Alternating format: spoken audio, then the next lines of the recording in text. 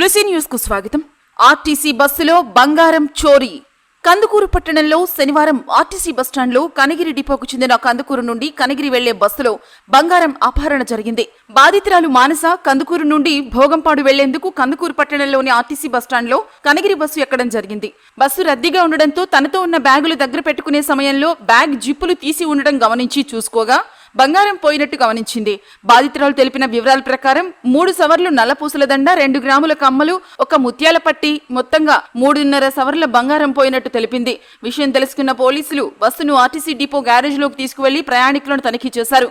దీనిపై పూర్తి వివరాలు ఇంకా తెలియాల్సి ఉంది.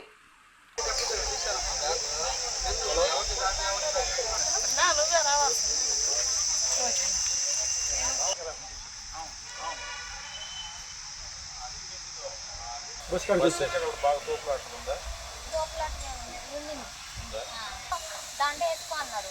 ఇక్కడ ఎందుకులే డబ్బాలో ఉంది కదా. ఏంటంటే లోపల పెట్టి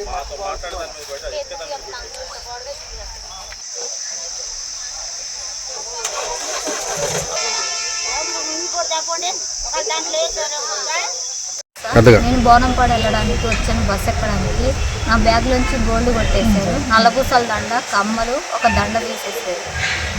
కనిగి బస్ స్టాండ్లో తీసేసారు.